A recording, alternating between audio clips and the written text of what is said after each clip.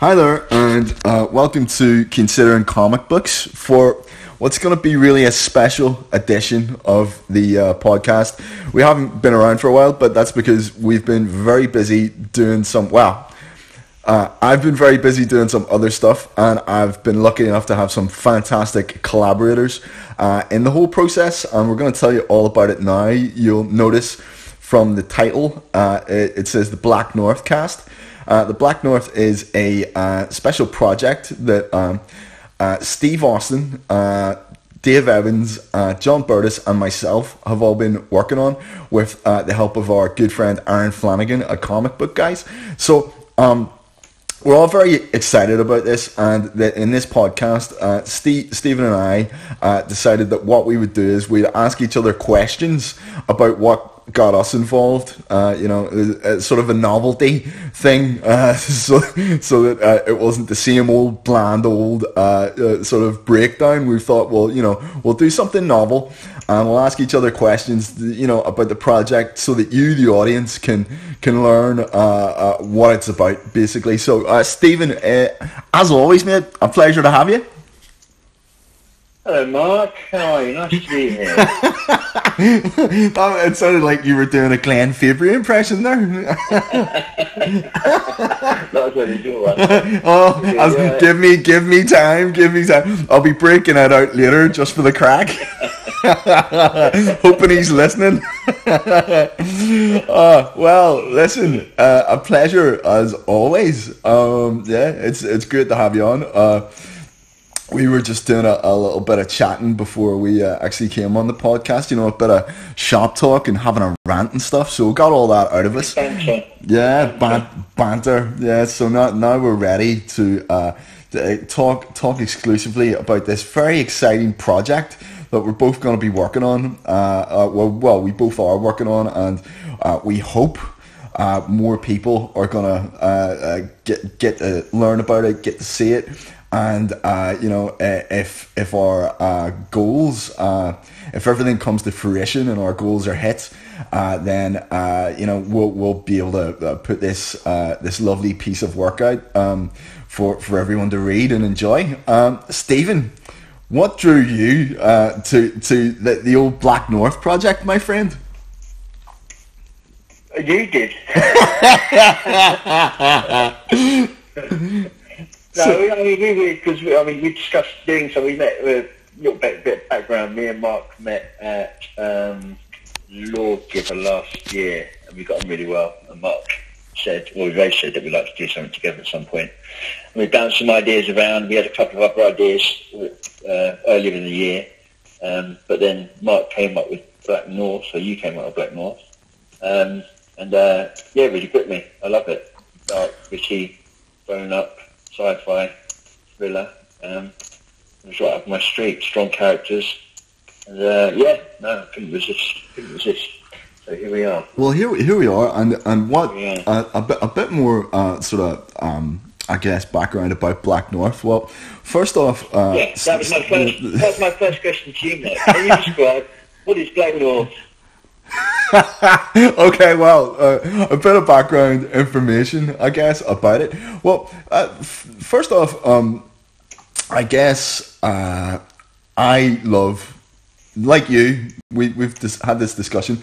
I love late 1970s, 1980s type dystopian, post-apocalyptic type movies, Apocalyptic, yeah. Sort of horror movies with, an apocalyptic theme, things like that. And anyway, I think, a large part of what, drew me to Judge Dredd as a character was the world, the world that he lived in. It was, it was fascinating. Yeah. It was, this sort of, a dystopia that,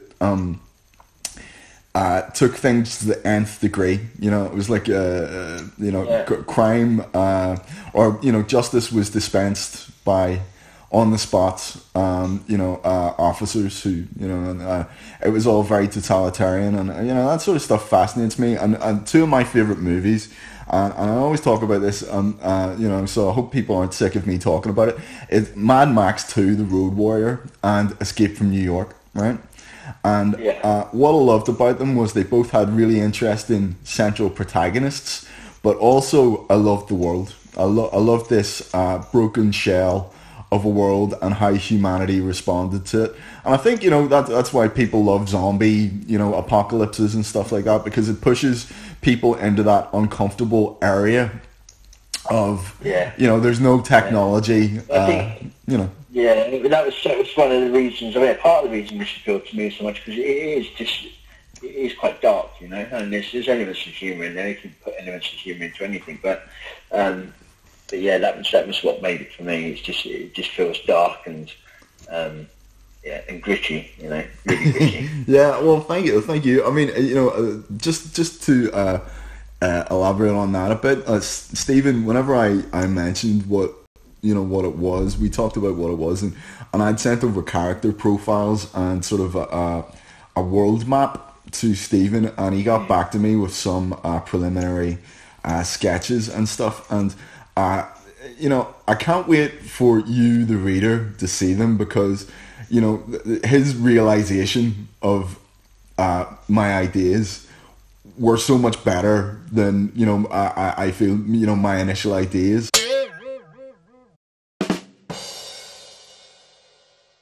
Oh, right. Your wife, Dave. And we're back. Sorry about that. What happened was my other half phoned me in the middle of the podcast because, consummate professional, I hadn't put my phone, which I'm doubling as a recording device, on airplane mode. Fantastic. Okay. So anyway, what were we talking about? Oh yeah, Steve, your character designs, mate. So, the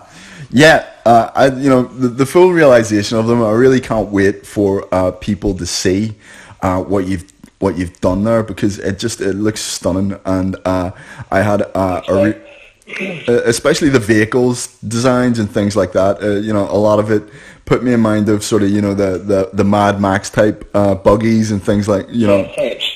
Yeah. I've done a lot more prep for this one, just because it's so big. I mean, this is going to be 80 to 100 pages, which is the biggest strip I've done so far. Yeah. So I wanted to spend a little bit more time prepping the characters and the environments and the vehicles and stuff. So I've sort of drawn up a lot of reference material so that I've got some consistency of it, And I've done a height chart and a figure chart. And the reason I've done that actually is I've got a book. I re-bought it the other day because I lost it, and it's Conversations with Comic Artists. Oh, okay. Have you ever read it? No, I never have. No. It's I'll send you the details. It's a brilliant book. And right. There's a section like this. There's 7 or 8 different artists here. Just a conversation with them. Dave Gibbons is one of them. Right. And he was just in that. He's got it shows a character sheet he's designed. And it was just such a good idea. I'd never considered doing it, but I think he's got about 20 characters on the sheet, and he's got the heights, the builds, and they're just all lined up against each other. So he's got a straight away reference. Usually I had characters stacked on bits of paper here and there, and I sort of waffle through them. But it's a lovely way to have it. Just all the characters on one sheet of paper, all next to each other, all their body types, their heights, they're all naked, so you can see exactly what they look like. And that's what I've done for this one. That's actually... I think it works well. It's a great idea, and I remember you sending me the character sheet. It is actually a great idea. Yeah. I mean, it's funny. I think every artist has a different process, but you can tell looking at someone like Dave Gibbons that he's clearly quite technical. And wasn't he? Didn't he do technical drawing or something before he went into comic art? Or am I wrong about that? I don't think so. He may have done. I'm not aware of it. Yeah, no, maybe I'm wrong. If you're ever around Glenn's house, Glenn has scrapbooks full of literally millions of cuttings. And his process is he'll just poke through a scrapbook until he finds the reference that he's looking for. Yeah, that's essentially how I used to do it. Was just having books and papers full of stuff that it just seems so much more sense just have it all. For one specific story, Oh yeah. Yeah. Okay. Well. How are you now? Hello. Can you hear me? Sorry, Mark. You still there? Yeah, I'm still here, mate. Hang on, I've lost you again.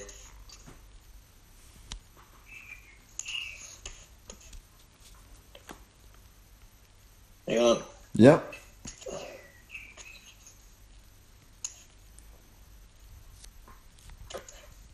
You hear me, Mark? Yep, I can hear you. Okay, cool. Sorry, I've got you on my Bluetooth headphones. It's easy for me to speak and listen to you. And Oh, yeah. Hey, no problem. It wouldn't be a Steve and Mark podcast if it wasn't riven with technical difficulties. The last time we did this, it took us like 20 minutes to get set up.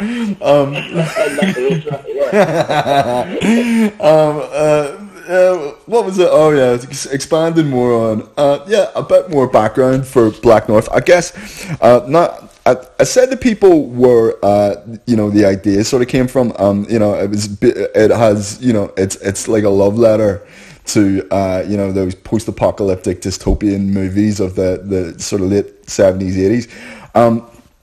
I guess the original genesis of the idea was it was actually supposed to be, it was pitched to Dread the magazine, and Thorg never got back to me, but he's a very busy guy, so sometimes that happens, you just don't get anything back. So I sent it to Sector 13 then, and they felt that the material, because it's based in Northern Ireland, the dystopian Northern Ireland, they felt the material was a bit too raw for them in the sense that they didn't want to do anything divisive. Now, you need to backtrack a little bit there, because I think that's the first time you mentioned it being about Northern Ireland. Oh, really? Yeah. Have I not mentioned that before? No. No, I think we went into about Black North, and you were talking about it's the influences that led to Black North. Yeah. We discussed what it's actually about. So. Well, in which case, I would do that then, because it's based in a dystopian Northern Ireland. I never really liked Murphyville, which was the Garth Ennis's take on Ireland in the Dreadverse.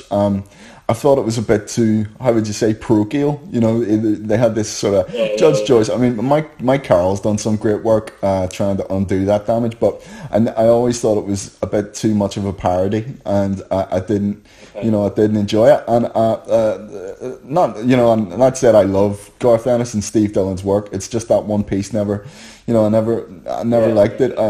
So I wanted to do a version of Northern Ireland where things had sort of all went wrong, and I riffed on things like Mega City 1 and Escape from New York and that sort of stuff. So I mean, I guess what I'll do here is I'll read out the initial blurb pitch, and so that people, I should have put on my movie voice, the future, war rages in Europe. The UK suffers a historical worst refugee crisis.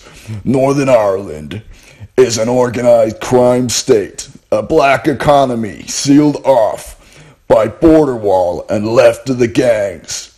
Amidst the new empire's triad matriarch, Mandy White-Lee is targeted for death. A coup's brewing within the Lee clan and a gang war threatens their borders. Lieutenant Bo Kwan Rowe is tasked with finding the would-be killer. Former soldier turned MI5 mole, Rowe has added problems. Saving captured child refugees before they become cartel mules, all without blowing cover. But nothing's ever simple. Psychopathic soldier John McGorrow, a specter from Rowe's past, has come north for revenge. Rowe races to unravel the mystery of Lee's shooter, to save the children and prevent all-out war. But with McGorrow on his heels, will his past catch him first? Okay, okay. So You've been rehearsing. You've been remembering. Did that draw you in there? Did you feel compelled? You were like, oh yeah. I tried to draw into it. Okay, so I mean, that is that's it in a nutshell. It's a dystopian sci-fi action noir. Dystopian Northern Ireland in an American accent. Yeah, I know. Well, if I had done a Belfast accent, If I had went, oh, it's about this here, mate, nobody would have understood. Nobody, all the potential American demographic would have been like, what's that noise he's making? I can't. I thought you were going to bring the Glenn Fabry into it. Glenn Fabry, well, let me tell you, the future war rages in Europe. If he's listening to this, he'll be like, Mark McCann is an asshole.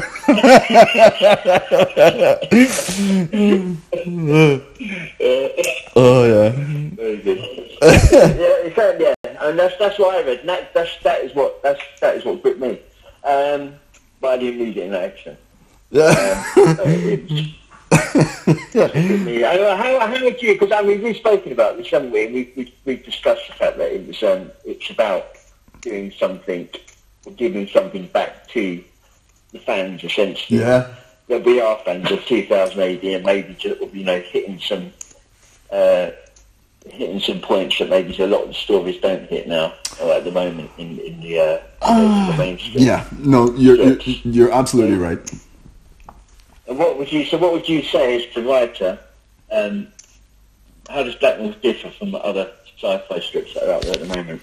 Apart from perhaps, well, not apart from. You answer the question. You answer how that differs from other sci-fi strips. Well,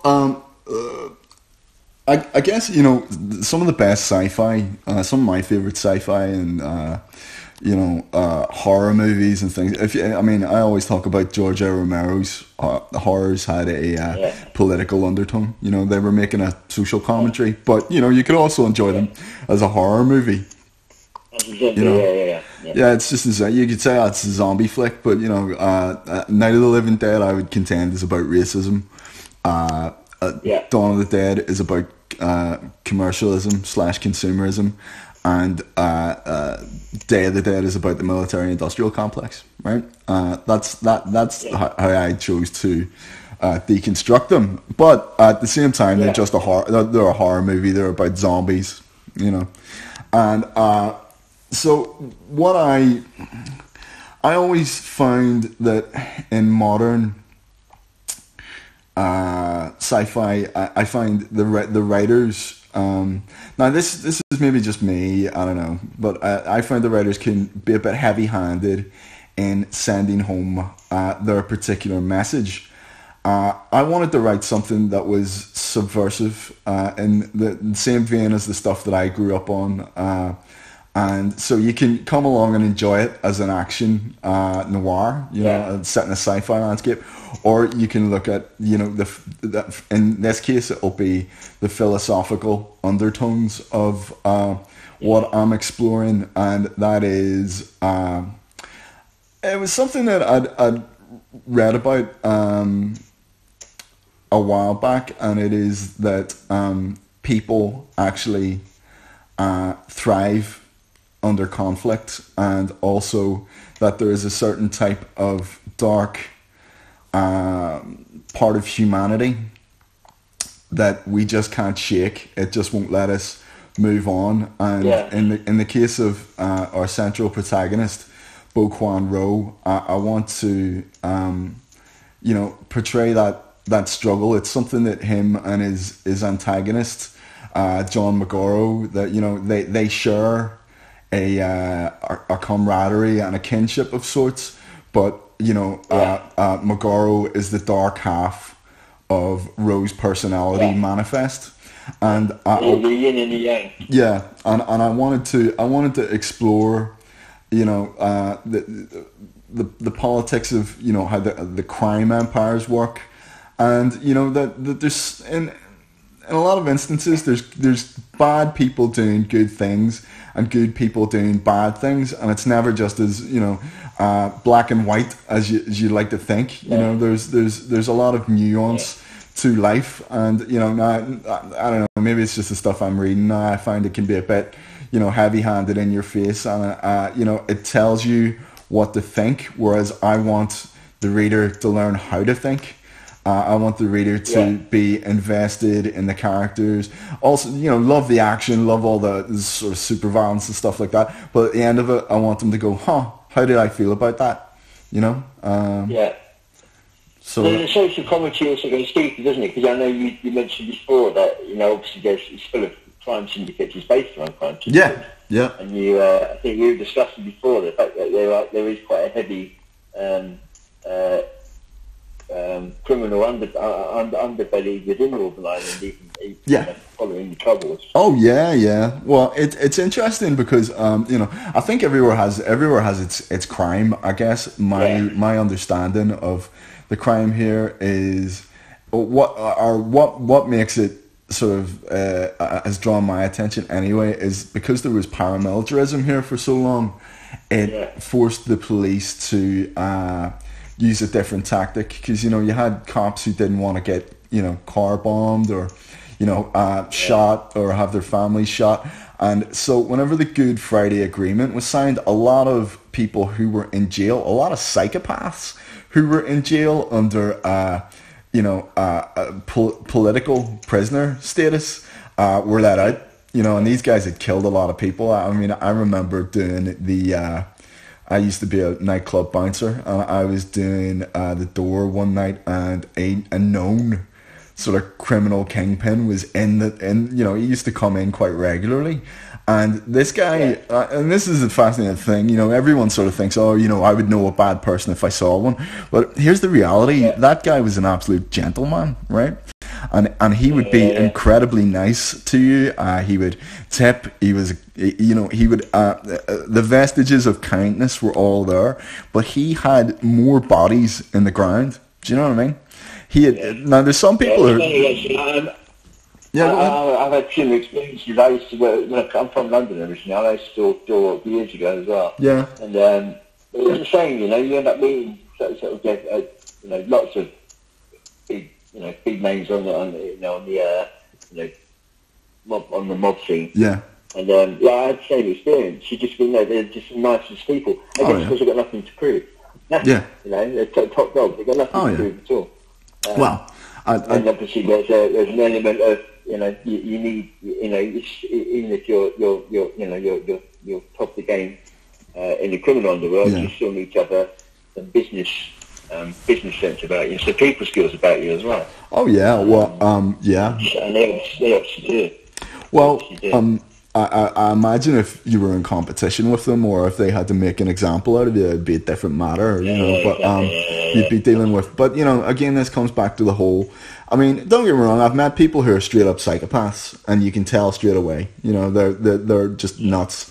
But the people, the really effective crims, the ones who sort of tend to rise up the chain, have a lot more in common with you hear the old saying that cops and criminals are only separated by a career choice, and it's true. Those sort of very successful personality types in those fields tend to be quite complex and very relatable characters. But anyway, the point I was going to make about the crime syndicates in NI is post the Good Friday Agreement, a lot of psychos got let out, a lot of very, very high-ranking criminals got out, and paramilitarism, because it didn't have a cause anymore, it became more about crime. But because that precedent had been established of the cops didn't want to get car bombed, they didn't want to get shot up, a lot of other crime empires, Eastern Europeans, like there's a serious heroin problem brewing in the area that I live in right now, and it's because the rumor is anyway through the local papers that the Ulster Volunteer Force, who are still strong in our area, they took £1 million payoff to look the other way while the Armenians ran heroin in South Belfast, and the cops to if you go to the local community groups and you talk to people and you talk to the cops, like, they can't do anything about it. Nothing's being done, and it's because they're so used to having to be cautious of their own safety, and so there's a strange. It's almost like I don't want to say an amnesty, but there's a different way of doing things here, And as you sort of follow the money and follow the corruption, which is actually surprisingly easy to do here because everything's so compacted and everything's so small and everyone knows everybody. I mean, you know, there's paramilitaries living around the corner from me, and you know, I know that they're getting money for community projects that go straight into their back pockets so that they can go on holiday a couple of times a year. You know, so I mean, it's the corruption is like, you know, it's poking distance from where I am, and you know, you see that, you know, with the triads, they own large amounts of property around Belfast. They've got grow houses out in the countryside where they grow marijuana. I knew a guy who was a human. He was basically trafficked. He was a human slave for the majority of his young life, right up until he was in the sort of middle-aged adult. Like, I used to volunteer with this guy, so all this stuff is just on the surface. So I thought, you know, well, you know, why not write something where the crime over here has really taken root, and Escape from New York style, they've just walled off Northern Ireland because it's probably, you know, it's probably the easiest option, and plus black economies pay off. Easier just to let them get on in their own little world. So what groups did you carry on into Black North? So you got the triads in there. Yeah, well, there's triads. There would be the Eastern Europeans, you know, the Armenians, the Russians to an extent. You've got small levels of Polish gangs. Now, I haven't fleshed out any of the East Timorese, but there are East Timorese gangs, especially as you go further up the countryside over here. If you go up to the end of the line where my partner's from, Dungannon, there's a large East Timorese population, and they would have like gang fights with the Polish factory workers. So it's, you know, there's all these little sort of sects and fiefdoms, and you know, there's loads of different gangs, but then of course you have the old school paramilitaries who have essentially, some of them cling to a cause, but a lot of them have just moved into crime of one type or another, like the UDA, I think it's the Ulster Defence Association. That's what that stands for. They deal, you know, they're one of the largest criminal gangs, sort of masquerading under paramilitarism, but they're one of the largest criminal gangs in Northern Ireland.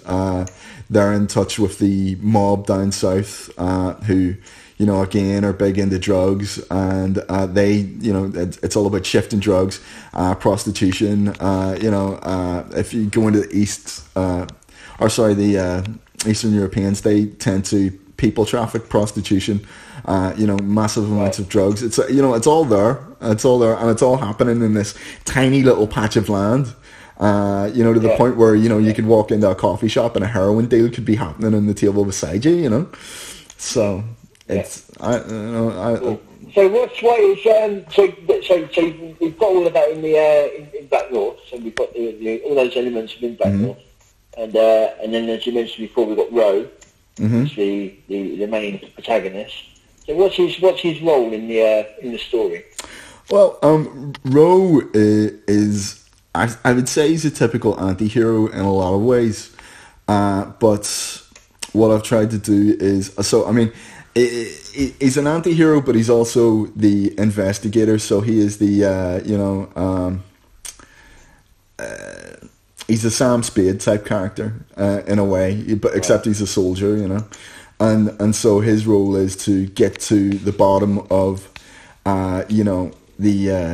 the mystery of who tried to kill Mandy White Lee. She's to be the successor of Charlie Lee and take over the Wo Lee Kwan 21s, the LK 21s. And so someone tried to assassinate her, and she has obviously been, you know, she survived and she's been sequestered away, but there's any number of people who could have tried to do it. And in doing so, they've endangered a truce among the gangs. So he has to find out who did that, but at the same time, he has taken hold of a refugee boat with a bunch of people who floated in, trying to make their way to the Southern Collective, which would be, down Dublin direction. And unfortunately, these people drifted into the Black North after something happened on their ship, and the children are going to be used as cartel mules. So he is trying to arrange to get them safe passage out of there.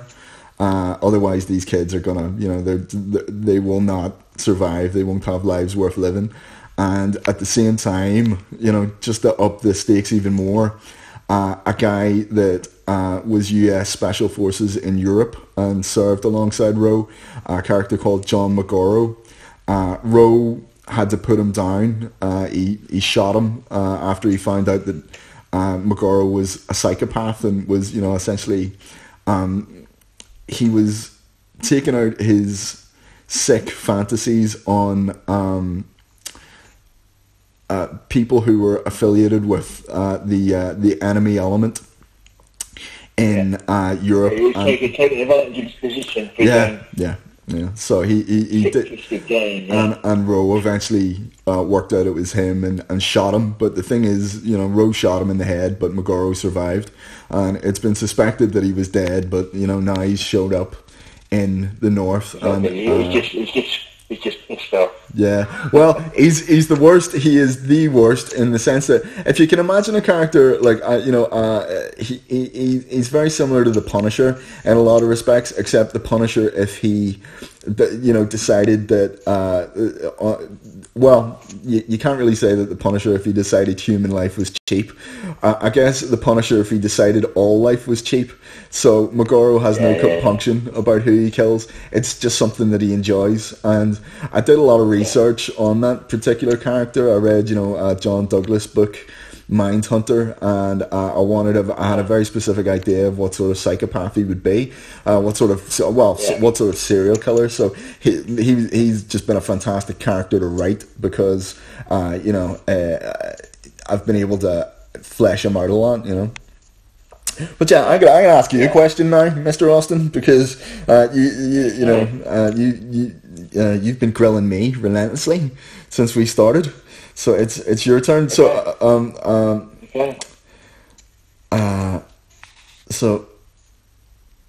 let me look at my questions. What I'm saying that some of these have been answered already, so there's no point in them. But what made now the right time for us to do this project? Now,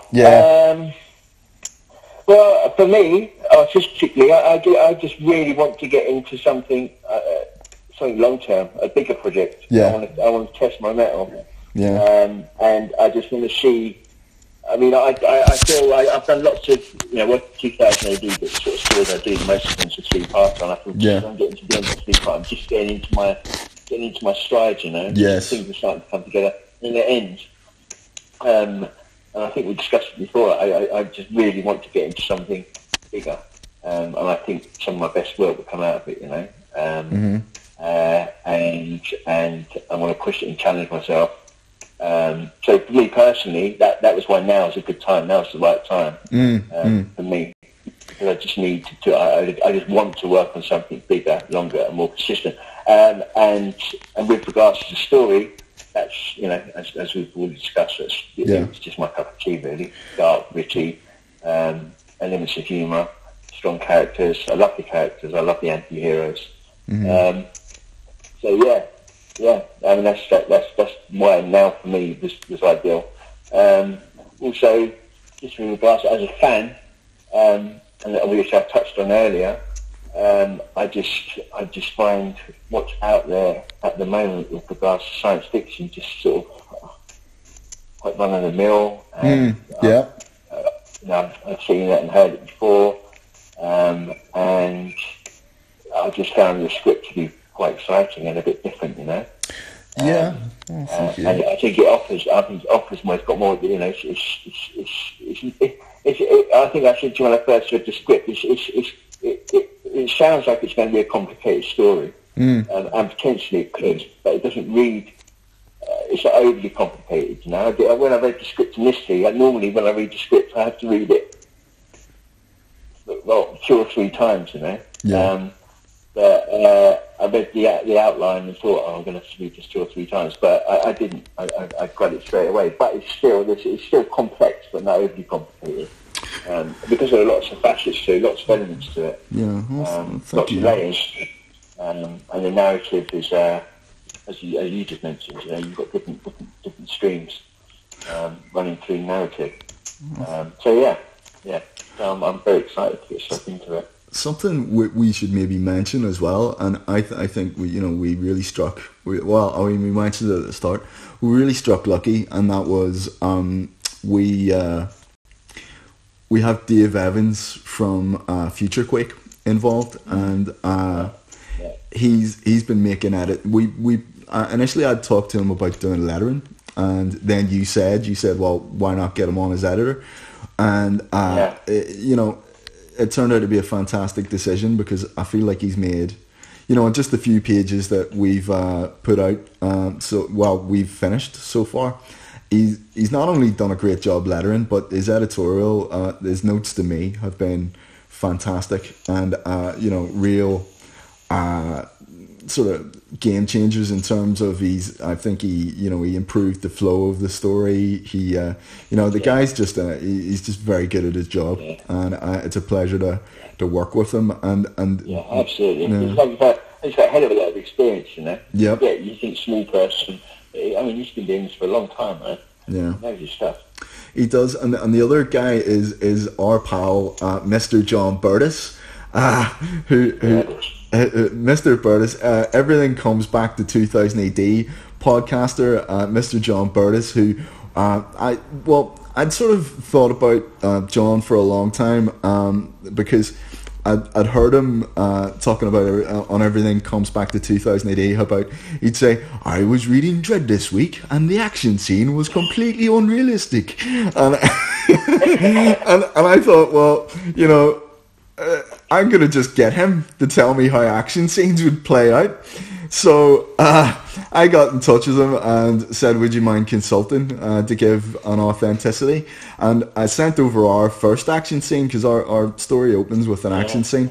And he sent me this massive essay on how that scene would actually play out based on his perspective as someone who has been in the military.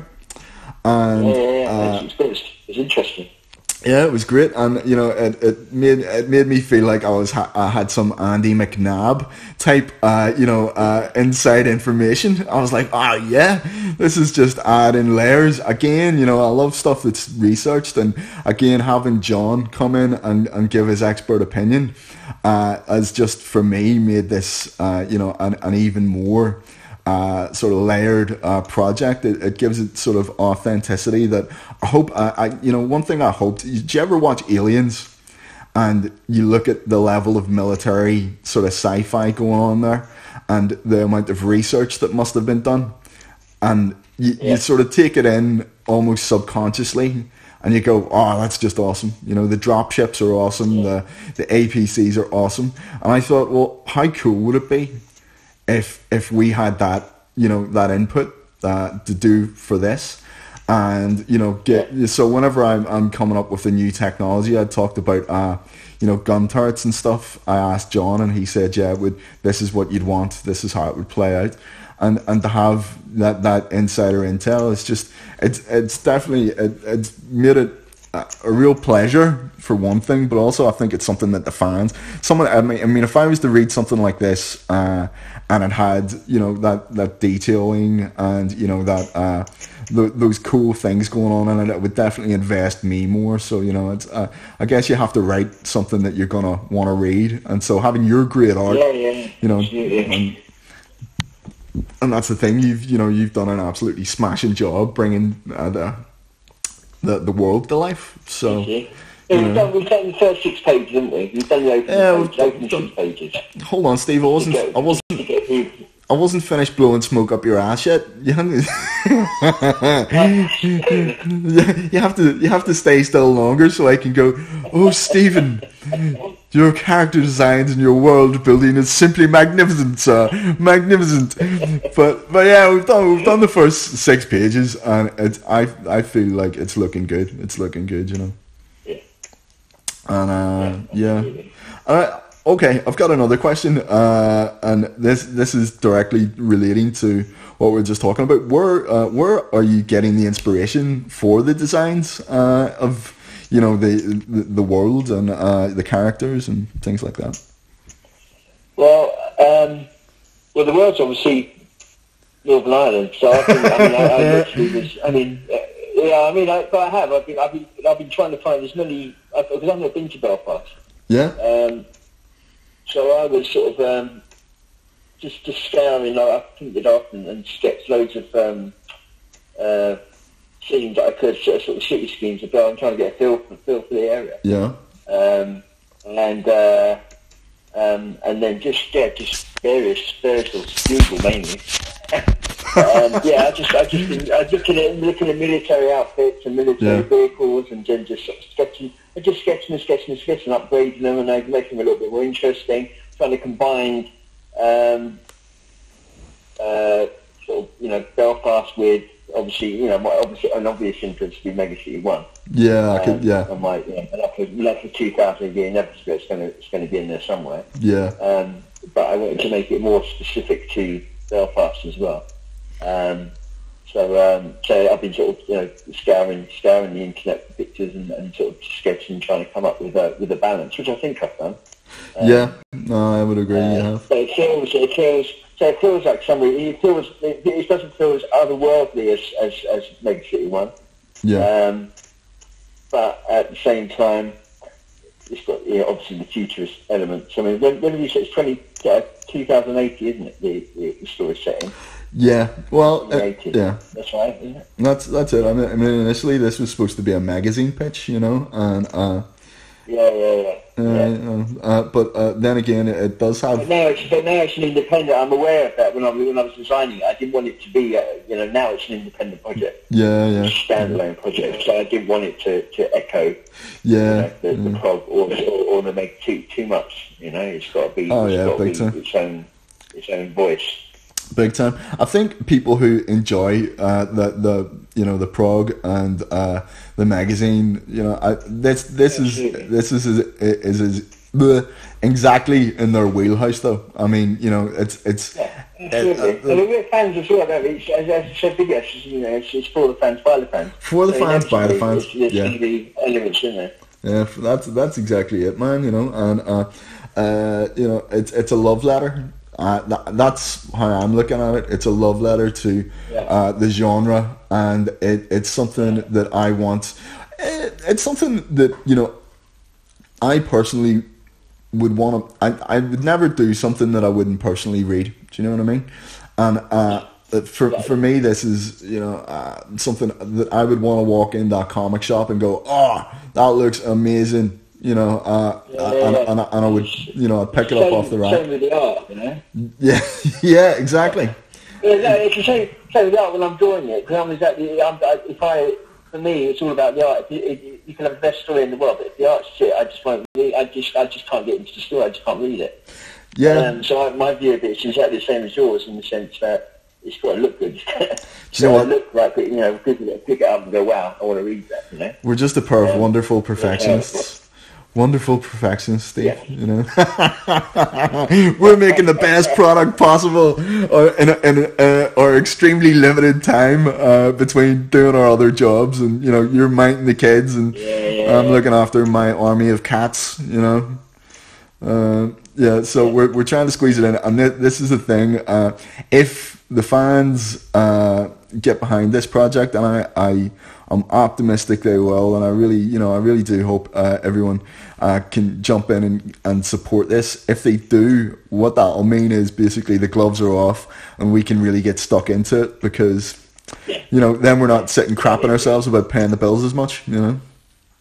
I mean, I need, as we said, this 8 times a page. So, I mean, essentially, I need to be doing this full time until it's done. Yeah, you need to do it full time. It's a full time job. Obviously, with bills and rent and life. Yep. We need to get some backing for it. Yeah. So I suppose that leads on to the Kickstarter. This is what we'll be doing to fund it. Exactly, and this is the thing, because it's at the end of the day, another thing people need to sort of consider here is we've decided we talked about doing it, as issues, but if you look at stuff like what Pat Mills is doing, and I think it's Delcourt he's with, and he puts out Requiem Vampire Night, and he has these lovely volumes that come out like once a year, and they're just they're stunning, right? And I thought, and I love essentially a lot of what I buy nowadays is graphic novels. And I'll pick up the strips, but I give them to the kids who live up the street, and then I'll buy it and trade for them. That's my preferred way to consume something now is graphic novel, and I thought, well, let's just do this as a graphic novel and put it out, using the European practice of just putting it out in one big go. So what we need really is for people to fund this big massive chunk of material, which will be about between 80 and 100 pages, and then that's not even considering the additional materials, which is going to be sketches. Then on top of that, we'll have stuff like I've spoken to Glenn. He said he would do a variant cover or a print or something. So we'll have all these stretch goals too. And things that are attached to the project that you can. So in the typical Kickstarter fashion, there'll be different tiers. You can buy the graphic novel, or you can buy the graphic novel and a print or whatever. And so hopefully it just as you say, it's just doing individual issues, I find it irritating. You get an issue that you like, and then you may wait 6 months or sometimes a year for issue 2 to come out. Because life gets in the way, it makes far more sense to commit to 6 or 7 months' work, get it done. And then it's and you got a full story, beginning, middle, and end. Just power through it. Tiny volume makes sense to me as well. From a work perspective, it's. Well, no, just powering through it, absolutely. But another thing I was going to say is because sometimes you get that issue out, and then you have to go through the entire process again to get issue 2 out. Yeah, exactly. And so it just makes more sense to just do it as one graphic novel and put it out. So I've high hopes that the fans, whenever they see your art, I have a strong feeling that they're going to like it, right? Now, I'm hoping that they enjoy the script, what they can read, but I think they're going to look at that art and go, fuck, that is great. Let's get behind this, because I know personally, if I had the option to come along and fund a project based on the art that I've seen, I would fund it, no problem. I'm biased, but you know what I'm saying? If you weren't attached to this project and I saw that art on another one, I would be like, yeah, I'm funding that. Yeah, and we're going to have lots of incentives as well, aren't we? Oh, yeah. As many incentives as I can stuff into it, mate. As many as we can get into it. So this podcast really is just to let people know what it is, that it's coming, and that, stick around, keep your eyes peeled. We're going to be keeping you updated as we go along, and we've got stuff ready to show. We sort of talked. I've been talking to other people like Adam to see if he's free, if his schedule will allow him to do the colors.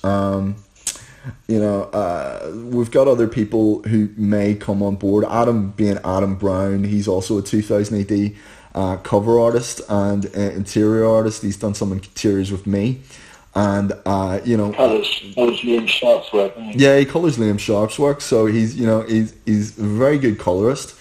So to bring him in, he would be another like ourselves. He'd be another 2000 AD creator. It would be fantastic to have people with that bit of experience, but at the same time, we're all relatively fresh.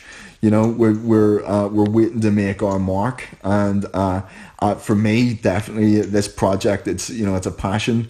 and I'm hoping that it will be it. That people are gonna see Black North, and we've got a fantastic logo. I meant to mention that it was designed by my friend Mark Savage. He's a graphic designer, did it in his free time. He runs the website Following the Nerd, and he's an ace guy. So we've got this lovely logo, and I just I think I think people are gonna like it. It's all falling into place. Yeah. It's all falling into place. Yeah, I think it's important just to also mention, I know, going back to what you're saying about the Kickstarter, that it's going to obviously be a long process. It's not going to be. So we're looking at sort of 6-7 months work potentially. Easy. But we're not just going to disappear. We're not just going to disappear for that 6 or 7 months. We'll give regular updates, and we'll follow the progress of what we're doing, and etc. Yeah. Well, so we'll take the backers along with us for the journey. It won't just be thanks very much. See you in 7 months. Yeah, it would be very easy to keep people updated because I need to get the old podcast back on the road anyway. Yeah. So it'd be very easy to get together every fortnight or something and just go, and here's how everything's going, and here's a little snippet of art that we've got going on or whatever. But listen, I've got the whole thing plotted. It's just a matter of me writing it and you drawing it and getting it colored. Yeah. And we've got some printing options that are coming up. I've been in touch with a couple of guys, so I think this is good. The key as well was to keep it affordable for everybody, so it should be a nice sort of below 20 quid for the graphic novel, so that it's one of those things I always like to be within that range whenever I'm buying something. So I think it'll be a nice price for people and for the quality product that you're getting. And as you said, if you're looking at variant covers, obviously there'll be original art available as well. As incentives. We've got to do incentives. There'll be lots of additions as well. So yeah, awesome. But it'll be. What would digital cost? Oh, what will digital cost? I don't know. It'll probably be. All right. Well, since you won't be getting the physical copy, huh? Okay, because 20 quid will be the physical copy, won't it? Yeah, in and around 20 quid for the physical. And listen, I'm going to try and get this down, try and get physical prices down as low as possible. I've still I've got to talk to the guy and see what sort of, the bigger the print run, basically, the cheaper it is for us. So the more people buy it, that's you. Dear reader, the more people that buy it, the cheaper it is, and the lower we can get the cost down. And again, I just want to ram this home that I want it to be as affordable as possible, because I want as many people who are into sci-fi and fantasy and that the genre that we're operating out of. I want as many people to come along and read this as possible and enjoy it. And I want it to be accessible for the fans. Yeah, absolutely. Have you got any other questions for me? Huh? Have I got any more questions? Yeah. Let me look at my list now. Hang on.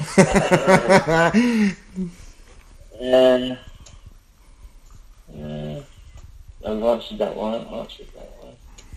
Do you know what? You see, while I was writing... Do you know what we've done? The only other question I had on my list that we haven't answered was one for you, because you see a bigger universe.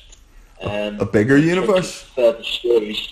Well, a bigger universe, not universe, but a potential for further stories involving Black Noir. Oh, mate, yeah, absolutely. I'm not to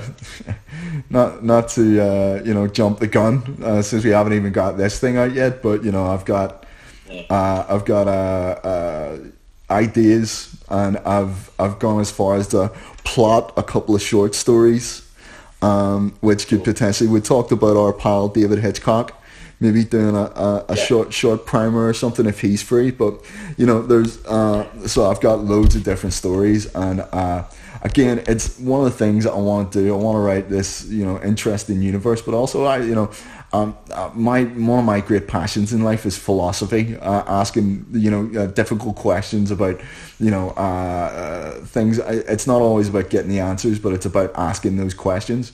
And so there's just so many areas that I can go into in Black North. So many things. My specialities whenever I studied was moral theory and medical ethics and things like that. So it was all that sort of stuff absolutely rivets me. So the idea that you can go into this deeply corrupted, ethically dubious, horrible place in a way, and see how people what good things will people do in those circumstances, what good things will they do, and what bad things will they do, and for what reasons. Yeah. And there's just so much room to play around in. So I've got more stories for sure. I'd written down as a question for you. I forgot to take it away because we were supposed to write 9 questions for each other, and I realised I forgot to take it away and update it. And I'd just written, "Are you a fan of my smashing beard?"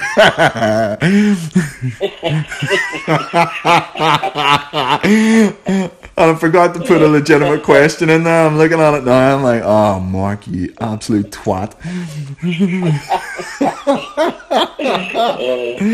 Oh man. Yeah. So are you? I'm just asking. Huh? Are you? I mean, now that we're on the subject. Yeah. Yeah. Oh, thanks. That's okay. I comb it every day, and I always hope that you'll give me a like on Facebook. But